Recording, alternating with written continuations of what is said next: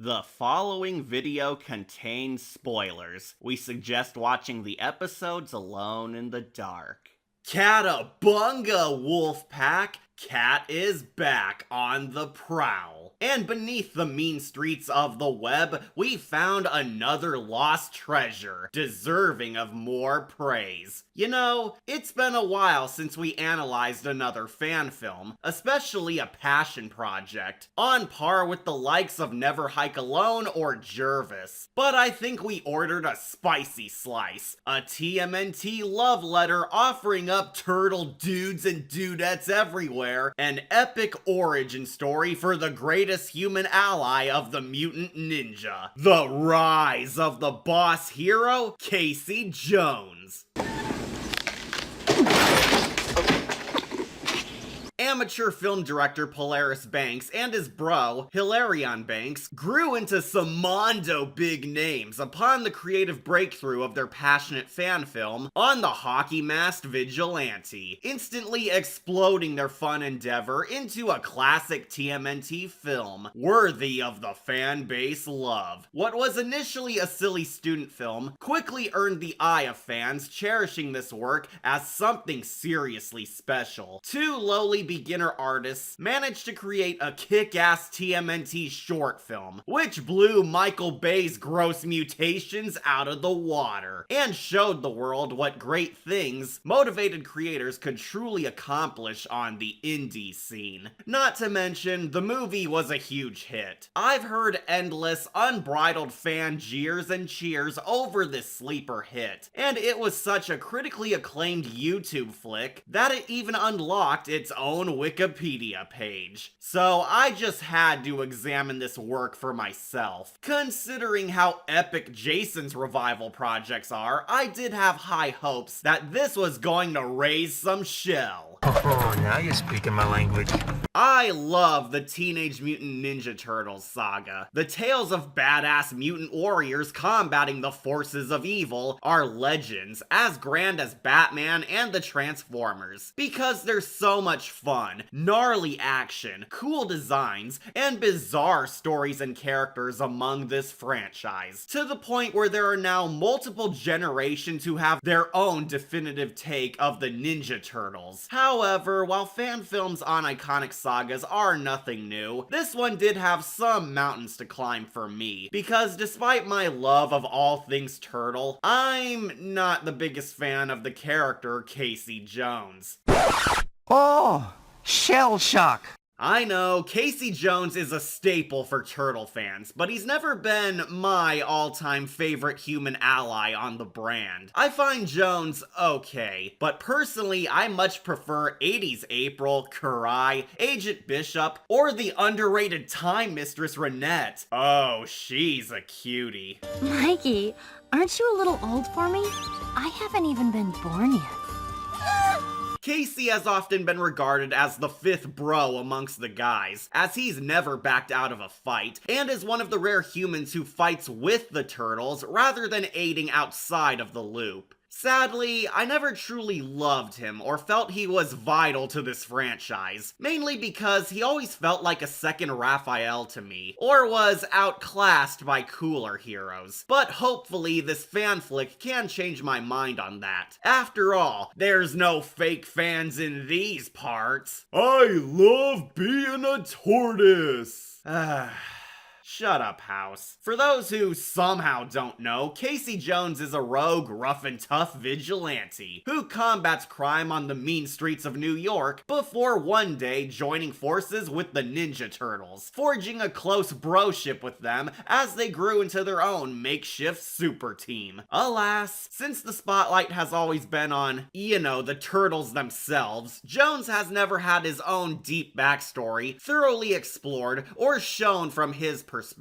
Until now. Not only is this a rad love letter for the ninjas, but it's the missing origin of how Casey evolved into the man we know, love, and fear prior to his turtle team-up. This fan project has faded into the shadows for a while, but we're roping it back out to see if it remains turtle-tastic all these years later. Is this movie still a shell-raising slice of a golden pizza, or has it mutated into a monstrous freak? Most importantly, can it turn this grumpy cat into a fan of the hockey-masked hero? Let's find out. This is our wacky review on the beloved fan-made turtle tale, Casey Jones.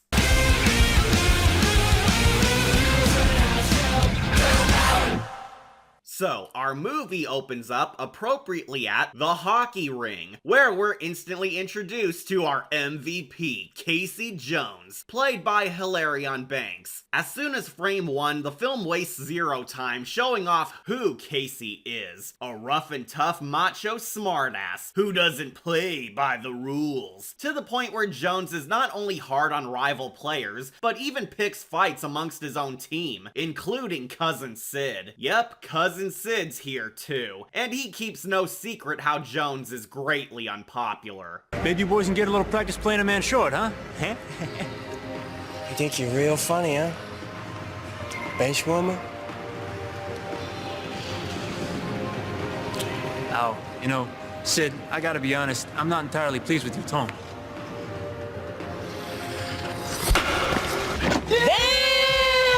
Whoa, I can safely say I wasn't expecting that. This opening is a good way to show you how this TMNT tale is not for kids. There's some intense hardcore violence and PG-13 levels of blood and carnage here. I know the Turtles push the envelope on what you could get away with on entertainment, but this fan film lets you know early that it's for the serial fans. Jones fights with everyone, forcing Coach to step in and kick him off the team, rendering CJ into a lone wolf. As always, the Raphael temper is strong in this one. Despite his douchey tood, Jones does hide a hidden heart of gold deep down, as he catches and pummels a gang tagger for smearing his block with a familiar looking logo.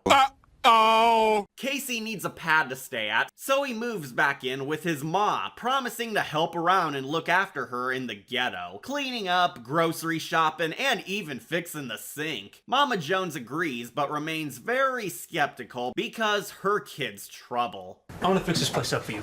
Starting right now. Come on, give me Oh, no, you really don't have to do that. I'm gonna call the plumber tomorrow. I'm happy to... You got us to fix it right here. I don't want you to fix it. It's not... That's our Casey! Hey, Mom. What? Don't call me Arnold. It's a simple setup about a washed-up loser finding his right path and undergoing the hero's journey to reshape our protagonist into something more, but made a million times cooler thanks to the dude portraying Jones. Hilarion Banks absolutely crushes the Casey role. He flawlessly captures the character's appearance, his persona, his skills, his baggage, and his charisma without fail. You don't see a wannabe cosplayer on screen. You truly see Casey Jones, brought wonderfully to life thanks to Hilarion's wicked acting chops. His depiction of Casey Jones is a hybrid of all the best versions of our vigilante man. His voice and playful wise guy persona are clearly a mix of Elias Koteas from the 90s movies, Mark Thompson from the 03 tune, and even a dash of the 80s show Jones whenever he's got the mask on. Clearly Banks did his homework because his Casey almost feels like Elias in the 03 Casey, fully revived on the big screen. Oh, no, what happened? Sid's got a big mouth, that's what happened. Oh, Casey, he's your cousin. Well, Mom, we might need to postpone the family photo. All the actors, both big and small, do perfectly swell in this, as not once does anyone phone it in. But naturally, it's held up stupendously strong by our central star. It helps that the writing effortlessly backs his performance up, because the creator totally understands the anti-hero. Casey Jones comes from a troubled environment and has a reckless nature to him, but regardless, he seeks to do right, even before thinking things through. We see he tries washing away the gang stains, only to bump into the purple dragons.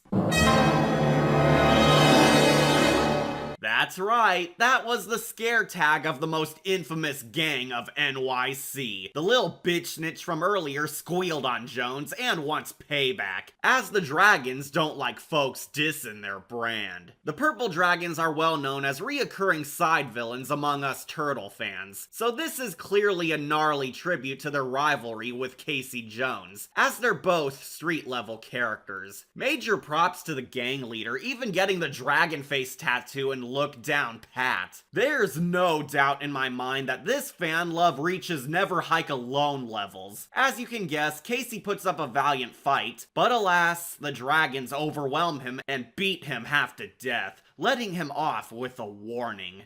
Now remember, we own these streets. We then get a long, dragged-out, painful scene of Casey crawling his broken bod home and pathetically attempt healing himself despite it not working. It's super harsh, but shows us how Jones still puts up the fight even in a bleak world that hates him. There's also this really weird scene of Jones trying to clean and pop his broken tooth back in, which obviously has zero effect. A small quirky clip, but it perfectly illustrates how Jones will still try to fix something even when it's thoroughly broken beyond repair. Next morn, Mama Jones is ultra disappointed and tells off Son over his loose cannon ways. But Casey defends that he was trying to prevent gang threats, revealing that crime has skyrocketed in New York, as even petty gangs can get away with assaulting civilians, and Ma wants to move away, maybe hide on that farm. Yet mad as hell and more motivated than ever, Casey begins his hero arc, as in spite of all this crap, he wants to help. Fix this, fix that, and all you have to do is break everything. Ma, I promise. I'll fix everything. We soon learn more of the city's sitch thanks to some plot convenience news by the sexiest reporter ever. Theft, vandalism, extortion, and often murder. A startling transformation has taken place right under our noses. Oh, who is the babe? Aw yeah, the Channel 6 lady cameos, as always acting as our exposition narrator for Turtleverse lore. It took us forever, but we finally have a good live-action Red. And yes, a million times hotter than Megan Give No Fox.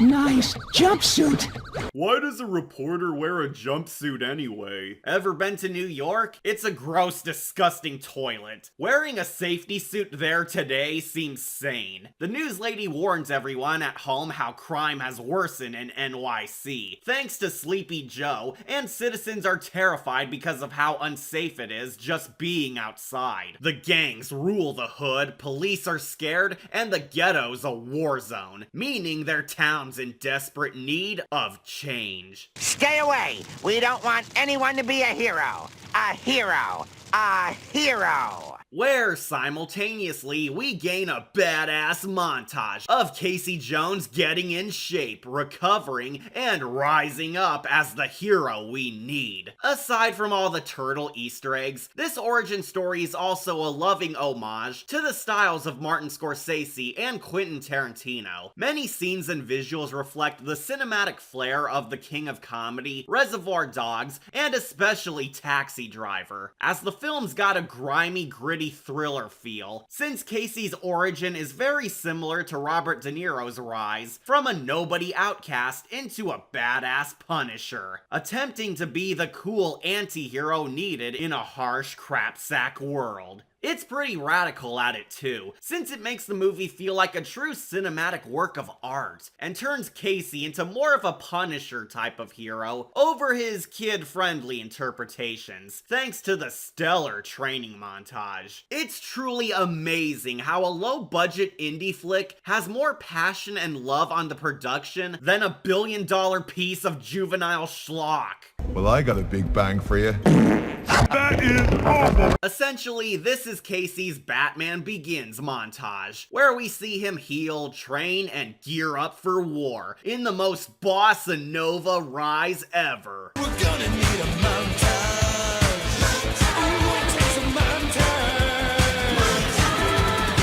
admit, I do love this moment where Casey's hitting the bag, but realizing it's not enough, he starts whacking it with a baseball bat. If that doesn't scream Casey Jones, I don't know what does. After completing his Jedi training, Casey enters the last step, forming his alter ego. While the movie does display love for the 2003 Casey and Elias Casey, when the hockey mask's on, he 100% emulates the 80s cartoon Casey Jones, with no shame. The G1 Casey Jones was a total scary cartoon lunatic who loved fighting and scared others with his craziness. And that's the man our movie protag fully transforms into, which I adore, because who doesn't love Mr. Lawbreakers Basher?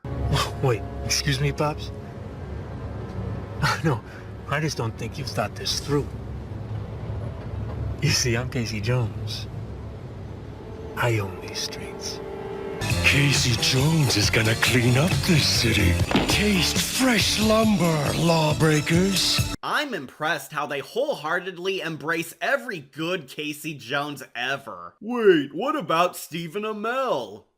They embrace every good Casey Jones ever. Casey starts his hero career when conveniently he spots the exact same purple dragons attacking, who rob and assault poor Snooky. Here, take it, just don't hurt me. No. Don't worry, Mom. You've been nice to us. We've been real nice to you. Only for our boy to bring the situation as Casey Jones Year 1 begins with some payback. What are you supposed to be? I'm Batman. Jones finally shows off his classic outfit and skills while kicking some dragon tail brutally. And I emphasize brutally because they all die horribly. Oh yeah, Casey Jones kills bad guys in this, folks. He even offs the kid Snitch.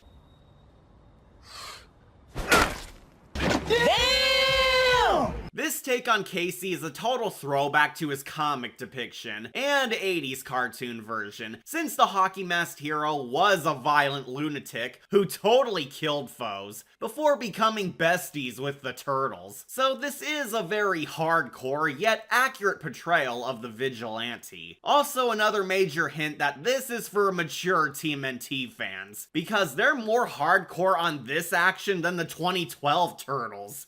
My leg's busted! Oh, baby got a boo-boo?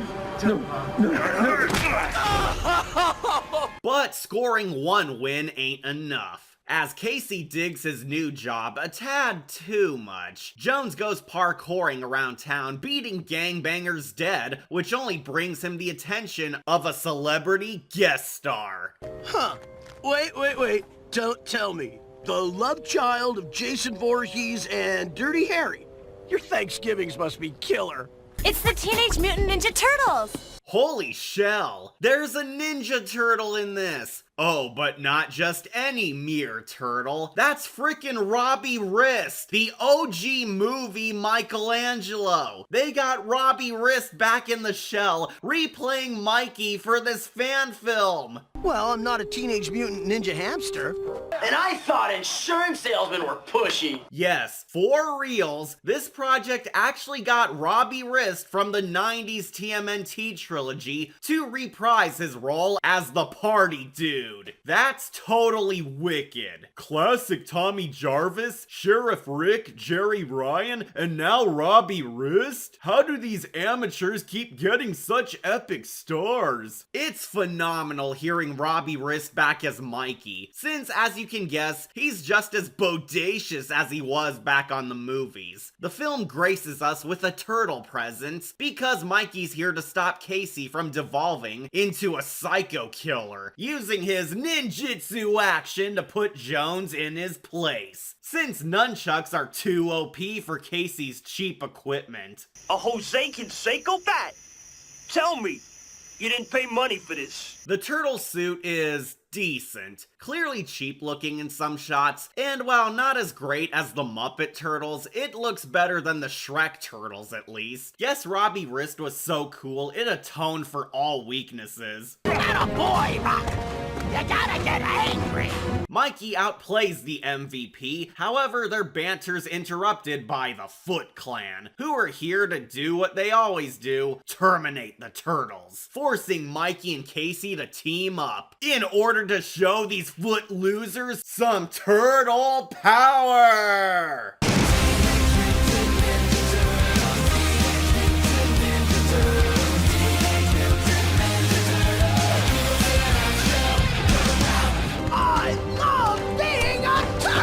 This action sequence is totally bossa nova, precisely because it's a throwback to the 90s movie action. It's got all the campiness, the cheesy one-liners and jokes, wicked choreography, shots of the heroes being badass, expendable thugs to KO, tense stunt work, and savage combat worthy of TMNT. They clearly went all out on this scene, because it looks far greater than the slow-paced beginning. Not to mention it grants us one shell of a climax. Since Casey and Mikey bond, we win kick butt fun, and we see Casey adapts at combating ninja elites, giving our hero his full rise. Until we reach our twist ending. As Casey beats up the last foot, he unmasks the lieutenant, revealing the lead troop is Cousin Sid.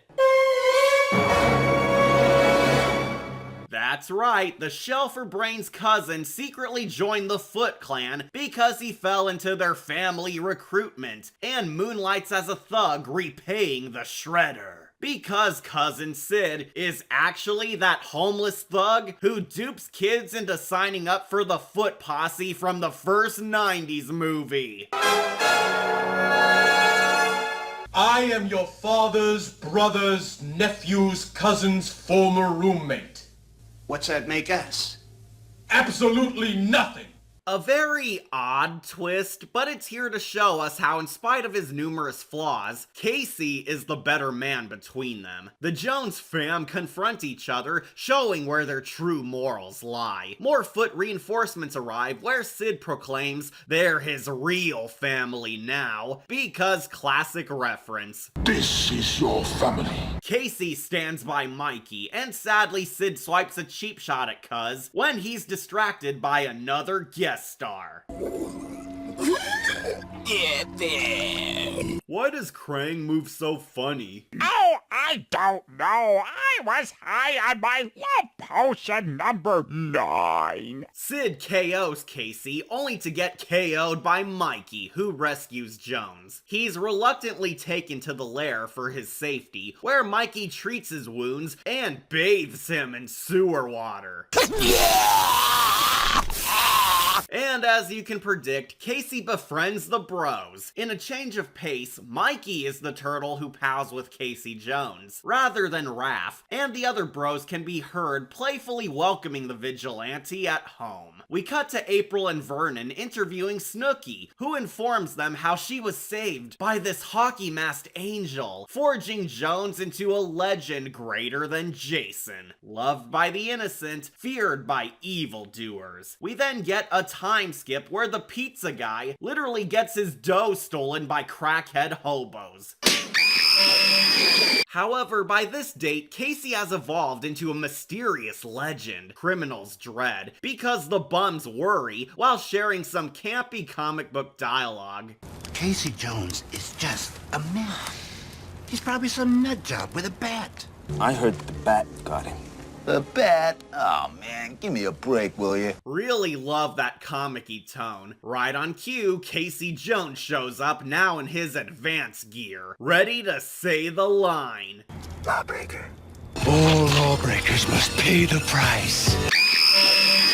Jones beats the bums non-fatally this time and swipes the goods, revealing that he's picking up for his new team, the Turtle Boys, concluding on him gifting the pizza to his fam before venturing off into the night as a better hero. Now, I won't lie, this ending's a bit clunky and very messy. After all the time we spend around Casey and his life story, it's very peculiar how this ends on a turtle adventure closure and a jokey finale of the team forming, over granting Jones proper resolution to everything on his own because some stuff is left hanging or not entirely wrapped up. We do see Casey and the Turtles are bringing hope and justice to New York, as always, but what's going to happen between Casey and Cousin Sid? Are the purple dragons out of his hood for good? Has crime decreased? Does Casey even have a paying job? And did he ever fix Ma's sink? It just raises too many questions. I don't think this ending fully stuck the landing, but I do think it does have a decent finale based on how I interpret this. From the very start, Casey's been a hot-headed, reckless jerk who can't control himself, doesn't have a team who likes him, anyone who has his back, or a goal in life. However, this ending does answer that and grants him more hope than he ever had before. Now, Casey's not killing baddies, gains self-control, fights for a greater cause beyond himself, and actually found a new team who not only have his back, but help uplift him into a better man. While not perfectly tied all together, Casey Jones has grown into the hero we know and love, thanks to the Turtles, but also now travels towards his goal as a noble warrior, making his world a better one. A trifle preachy, I know, but it wouldn't be a ninja-inspired story without a man who regains honor and a clan. Anyway, dudes and dudettes, that's the end of the fan flick Casey Jones. And I strongly recommend watching it, since it's a shell of a time. This movie's incredible. It tells a sweet story, has so much effort and love for its saga, solid cinematic visuals, masterful action scenes, stellar costumes, a rockin' attitude, and actually grants us a good look at the hockey-masked hero, Casey. He was a strange guy. Reckless, dangerous, and totally violent. Yeah, I liked him too. The Banks siblings clearly poured their heart and soul into a dumb fun love letter for TMNT here. And all these years later, it still holds up well as a worthy entry among the mutant masterpieces. I could go on and on about all the references and in-jokes for Turtle fans, but let's just agree that this was an epic tribute made by fans for fans. My absolute favorite element outside of Hilarion's faithful portrayal of Jones is naturally Robbie Risk back in the shell as Mikey. He's always been my favorite Michelangelo, and his appearance elevated this tale higher than ever. Kudos for somehow getting him on board. The Turtle cameos are short, but super effective. Somehow, I've got a feeling he's right. My only real negative is the ending. I do think it's a bit clunky and doesn't tie everything up smoothly. Sure, some production values and effects are messy too, yet I can look past those. The conclusion being sloppy was just something which felt off. It definitely required tweaking, but atones for that with a really nice message of Jones discovering his own team who gets him. Overall, this is a simple yet delightful hero origin fable, reminding everyone why Casey Jones is an honorary bro among the Hamato clan, succeeding to high rank. What more can I say? This movie's so good that it impressed someone who isn't even a big Casey Jones fan. That's how bossa nova it is. So I gift this love letter a gold icon. So close to perfect victory. But hey, just like the life of Casey Jones, far from peachy. Casey Jones sought to be a loving game for Turtle fans everywhere, absolutely nailing its goal. I'm your Sensei Catastrophe, and I cannot wait for the Renette movie.